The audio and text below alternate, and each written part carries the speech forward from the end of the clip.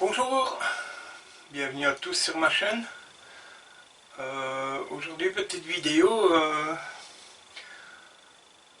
pas de construction, parce que bien tout simplement durant la réalisation de la vidéo précédente, donc la vidéo de la mortaiseuse, j'ai tout simplement été attrapé par un virus et donc je suis resté, j'étais malade quelques jours, donc pas de construction. Ceci dit, bon, j'ai quand même chipoté un peu dans l'atelier. Donc voilà, une petite vidéo de fin de semaine où voilà, un petit bilan de la semaine. Donc j'ai quand même chipoté un peu, donc au sujet de la mortaiseuse, j'ai reçu les fraises hélicoïdales que j'ai commandées sur un site bien connu qui commence par un W. Honnêtement, jusqu'à présent, je ne suis pas déçu de la fraise. C'est une fraise diamètre 8 et jusqu'à présent, j'en suis content. Donc j'ai juste fait, comme j'avais dit dans la vidéo, je vais vous faire voir. J'ai juste fait quelques petits aménagements sur la machine, mais rien de bien spécifique. J'ai simplement conservé en fait l'espace du bas pour me permettre de pouvoir stocker mon lapidaire. Ça me permet de libérer un peu de place sur l'établi. Et j'ai tout simplement fait, voilà, j'ai un petit système de boîte où ça me permet de remplir ma boîte avec mes dominos. Donc ça, étant donné que ça reste associé à la machine, eh bien voilà. Donc rien de bien spécifique, à l'exception de la fraise qui fonctionne très très bien. Je vais peut-être vous faire voir. Voilà la qualité de la coupe. C'est quand même du chêne, donc c'est du chêne qui a quelques années. Et on peut voir que la propreté de la coupe c'est vraiment parfait. Donc voilà, ça c'est ce qui concerne la mortaiseuse. Donc il me reste juste ça je vais vous replacer. Voilà. Il me reste juste ça à terminer. J'ai également installé ma presse d'établi. Il était temps de la remplacer. Donc, une petite presse en hêtre de 35 mm. Donc ça permet de, c'est pas énorme, mais ça permet d'avoir un serrage correct. Voilà. Il y avait bien besoin parce que la mienne avait déjà pas mal morflé. J'ai eu la chance, comme vous pouvez le voir, de m'installer un petit écran. Donc c'est un petit écran que j'ai récupéré dans un vide-grenier qui permet de connecter un stick USB. Donc j'ai trouvé ça intéressant, c'est pas très grand et ça va me permettre de mettre mes plans sur circuit USB, et donc j'aurai mes plans affichés en temps réel, ce que je trouve assez intéressant. Et en parlant de vide-grenier, je voulais vous montrer. Vous avez tous déjà vu dans les vide-greniers, on trouve souvent ce genre de compas d'ajusteur. J'ai eu la chance, ici ils sont dans un état, ceux-ci n'ont pas encore été restaurés, mais j'ai pu acheter ça pour 3 francs et voilà. Et je me suis dit, bien, pourquoi pas, étant donné que je tourne et je n'ai pas de compas d'épaisseur, donc je me suis fabriqué un petit compas d'épaisseur, tout simplement avec le plus grand des compas, avec une ouverture assez importante et un petit bout de plexi. Et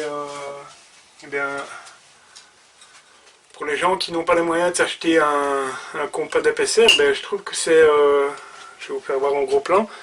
Voilà, j'ai simplement mis des repères et en fait ça me permet de de voir la distance, l'épaisseur de bois restant en fait, tout simplement en procédant avec un réglé. Eh bien, en procédant avec le réglé, en faisant l'ouverture, si possible au pied à couler c'est encore mieux, puis simplement c'est du plexi, donc un petit coup de tranchée, et voilà, vous avez vos repères tous les millimètres, et je trouve que ma foi c'est une belle petite récupération, parce que voilà, pour les gens qui n'ont pas les moyens de s'acheter un bon compas d'épaisseur, bien voilà, un petit bricolage sympathique, un compas acheté, je vous dis en lot, j'en ai acheté 5 pour aller quelques pièces, et voilà, bien ça me permet en même temps, j'aime bien vous connaissez mon côté un peu récupérateur, j'aime bien aussi récupérer d'anciens outils, et bien voilà, ça fait tout à fait le job, même si bon, si la pièce est très profonde. Évidemment, ça ne me permettra pas d'aller dans des pièces très profondes, mais voilà, j'ai déjà, vous pouvez le voir, on a déjà une belle marge de manœuvre, si on fait des gobelets ou des pots à crayon ou ce genre de choses. Mais voilà, c'est juste un morceau de plexi et voilà, hein, et on perce 2 trous dedans et puis voilà, vous mettez simplement vos repères et voilà, ça vous permet d'avoir un petit compas d'épaisseur. Donc encore une belle récupération. Alors, ouais, au passage, je t'en cogné. J'entends, je suis YouTube, donc je m'intéresse un peu à tout ce qui se fait, tout ce qui se publie. Et eh bien, c'est vrai qu'en général, on entend parler, vous savez, des grandes enseignes de bricolage françaises. Donc pour information, moi j'habite à la frontière française, en Belgique, mais à la frontière française, pardon, il y a une mouche. Et eh bien, en Belgique, enfin, dans la région où je me trouve moi, pour se fournir en matériel, eh bien, on n'a tout simplement pas grand chose. Donc, et quand on obtient quelque chose, eh bien, en général, c'est au prix, au cher prix. Donc voilà.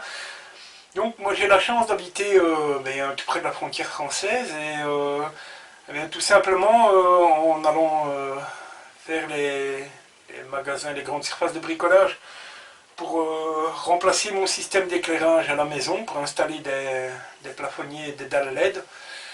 Eh bien, tant que mon épouse regardait un peu les modèles disponibles, moi j'ai été faire un tour dans l'allée outillage en fait. Et eh bien j'ai été agréablement surpris. En Belgique, encore une fois là dans la région où je me trouve, quand on veut se fournir en outillage, moi je m'étais acheté ce rabot, donc comme vous pouvez voir c'est un Stanley, hein. C'est pas le top du Stanley, mais voilà, pour un rabot Stanley comme ça, eh bien c'est le SB3, il faut compter une cinquantaine d'euros. Alors pendant un moment j'ai utilisé ce rabot, mais bon, au niveau de l'affûtage, le couteau est de qualité relativement médiocre. On paye ça très cher. Voilà dans l'état où se trouve le couteau. Donc médiocre qualité, la poignée, enfin, je vais pas m'attarder plus sur celui-là. Et donc, en me rendant dans le rayon outillage en France, dans un certain magasin, un magasin qui commence par un V, hein, bon, vous savez, le concurrent de Merlin l'Enchanteur, là. Bien, en me rendant dans le rayon, j'ai tout simplement découvert, ils ont une marque de produits, Magnusson en fait. Et donc, bien, par curiosité, je me suis dit, eh bien, on va déballer un rabot et on va regarder un petit peu. Eh bien, j'ai été agréablement surpris. Donc c'est un numéro 4. Comme vous pouvez voir, de la marque Magnusson. Alors, c'est pas sponsorisé, c'est simplement parce que moi j'ai envie d'en parler, mais c'est acheté avec mon propre argent, encore une fois, comme tout ce que vous voyez dans mes vidéos. Et quand rien qu'en comparant au niveau du poids du rabot, je peux vous assurer que celui-ci est en fonte. La semelle est en fonte, l'entièreté du rabot, excepté les deux poignées, est en fonte. Et bon, en général, on trouve du matériel on va dire, de bricoleur de médiocre qualité. Et ici, j'ai donc fait le test. Alors, est-ce que j'ai eu un coup de chance ou pas, je ne sais pas. Mais je peux vous faire voir que si on met un réglé, la semelle est tout simplement relativement bien usinée.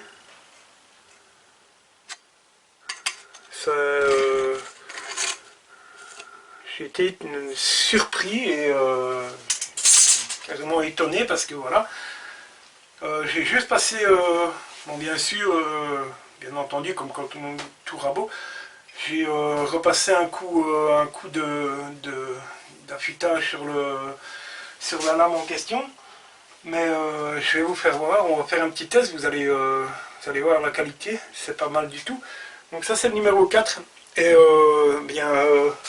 donc ce truc là coûte en Belgique 50 € minimum. Ce rabot, encore une fois Magnusson, je peux vous garantir que le poids est là, la prise en main est relativement agréable, et ce genre de rabot, eh bien, vous l'avez pour une vingtaine d'euros. Alors je doutais un peu, je me suis dit pour 20 € ça ne doit pas être quelque chose de très correct. Eh bien vous allez vous rendre compte par la suite. Et du coup j'ai également acheté un petit rabot de paume, également de la même marque.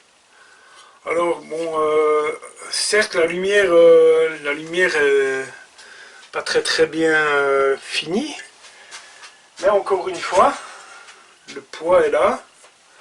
Même si le poids de l'outil ne fait pas la qualité, bien sûr, mais encore une fois, vous pouvez regarder que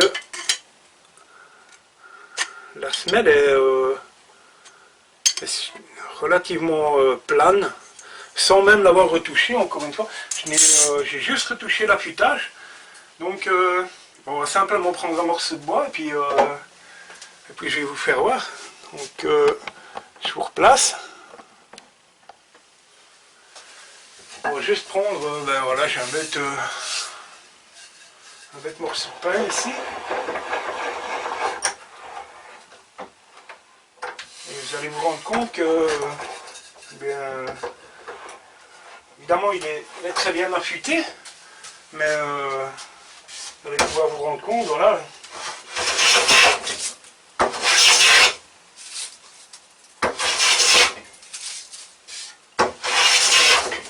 Le poids du rabot fait le job, et eh bien ma foi, je peux vous assurer que je suis agréablement surpris. Alors encore une fois, c'est pas pour faire de la publicité pour la marque, mais on a vraiment un rabot qui fonctionne extrêmement bien. Voir, vous pouvez constater l'épaisseur des copeaux. C'est quand même de très bonne qualité. On va faire le test pareil avec le petit rabot de paume. Je vais vous monter un peu parce que je vous ai cadré de très mauvaise manière, pardon. Donc ça c'est le petit rabot.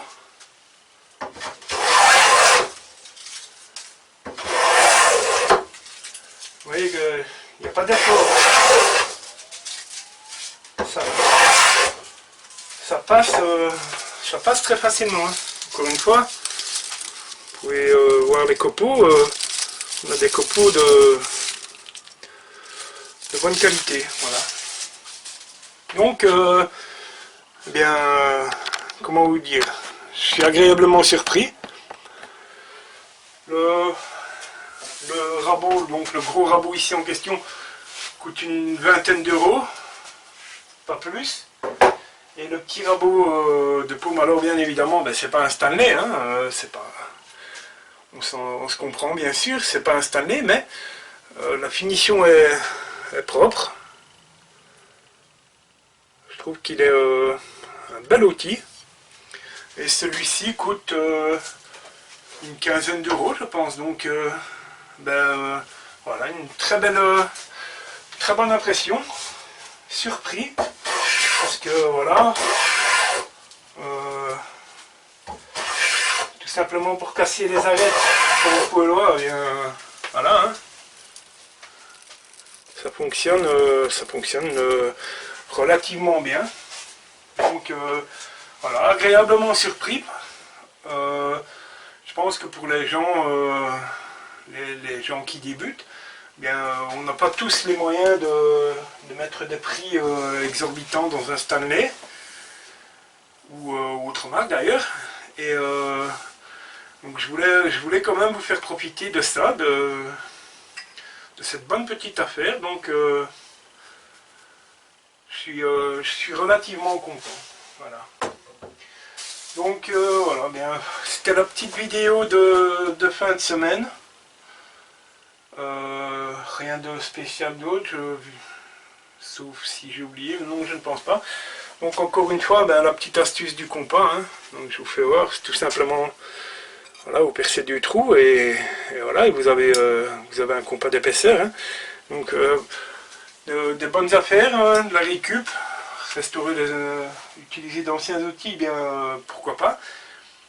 Au lieu de les mettre au bac, eh bien voilà, ça peut rendre service. Voilà. Donc voilà, ben, c'était la vidéo de fin de semaine.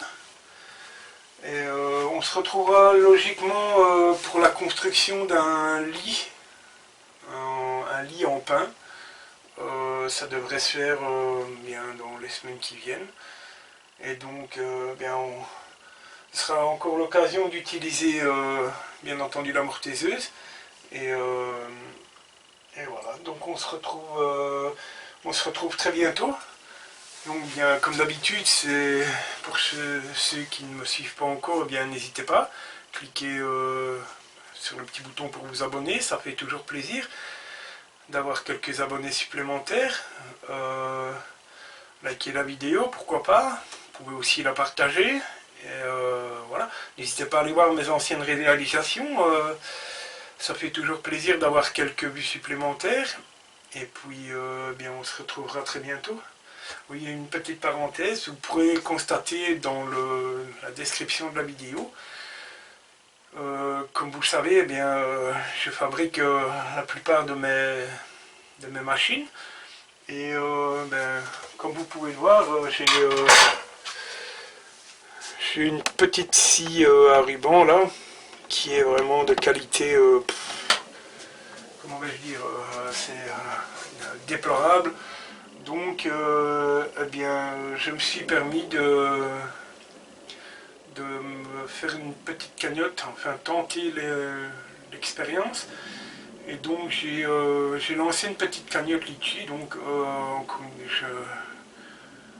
je ne vous oblige à rien, bien entendu, mais voilà, je pense que pourquoi ne pas tenter l'expérience, hein. Donc voilà, j'ai créé une petite cagnotte Litchi. Maintenant, est-ce que ça fonctionne ou pas, je verrai dans le temps. C'est simplement pour me permettre d'avoir une scie à ruban correcte.